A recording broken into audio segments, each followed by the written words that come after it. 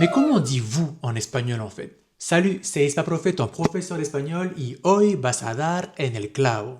Déjà en français, vous c'est le pluriel de tu, donc c'est l'adresse familière plurielle. Ensuite, ça sert aussi à vous voyez une personne, donc c'est l'adresse courtoise singulière. Et ça sert aussi à vous voyez plusieurs personnes, donc c'est l'adresse courtoise plurielle. Dans les trois cas, nous avons le même rang grammatical, vous, donc deuxième personne du pluriel, et nous avons la même terminaison pour le verbe. Mais en espagnol, pas du tout. Tu auras un pronom personnel différent si c'est un tutoiement pluriel, si tu vous vois une personne ou si tu vous vois plusieurs personnes. On va commencer par le plus simple, lorsque vous correspond à un tutoiement pluriel, c'est-à-dire une formule d'adresse plurielle et familière. Il faudra employer vosotros pour un groupe masculin ou mixte, ou bien vosotras pour un groupe féminin, suivi d'un verbe conjugué à la deuxième personne du pluriel. Donc on dira pour vous parlez beaucoup, vosotros habláis mucho, o vosotras habláis mucho. Ensuite, il y a le vous de déférence qui sert à vous voyez une personne. C'est une formule d'adresse courtoise. Cette fois-ci, pas de vosotros. Il faudra employer usted, suivi d'un verbe conjugué à la troisième personne du singulier, comme si vous conjuguez à il ou elle. Donc, par exemple, pour dire monsieur, vous parlez beaucoup, on dira donc señor, usted habla mucho.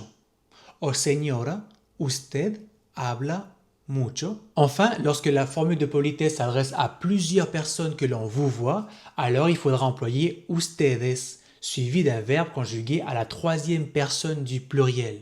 Donc si je veux dire messieurs, vous parlez beaucoup, on emploiera señores, ustedes hablan mucho. Malheureusement, ça ne s'arrête pas là parce qu'il y a aussi une différence entre la norme péninsulaire, donc parlée en Espagne, et la norme américaine, parlée dans les pays hispanophones d'Amérique. Ce qui se passe, c'est que dans l'Amérique hispanophone, donc au Mexique, en Argentine, en Colombie, le vosotros et le vosotras n'existent pas. Voilà, il n'est pas employé. Eux, ils vont employer à la place de vosotros, ustedes.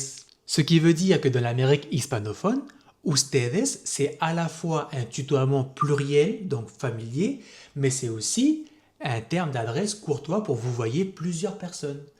Ainsi, un Espagnol dira à son groupe d'amis « Como estáis ?» pour dire « Comment allez-vous ?» En revanche, un Mexicain, un Colombien ou un Argentin dira « Como están ?» Donc on aura soit « Como estáis ?» ou « Como están ?» Autre exemple, si un professeur espagnol dit à ses élèves « Asseyez-vous », il dira « Sentaos », mais un professeur colombien dira « Siéntense ». J'allais vous dire, vous inquiétez pas, les autres pronoms personnels, c'est la même chose qu'en français, mais en fait, j'avais oublié qu'il y avait aussi le boss. Mais bon, ça c'est autre chose qu'on verra plus tard.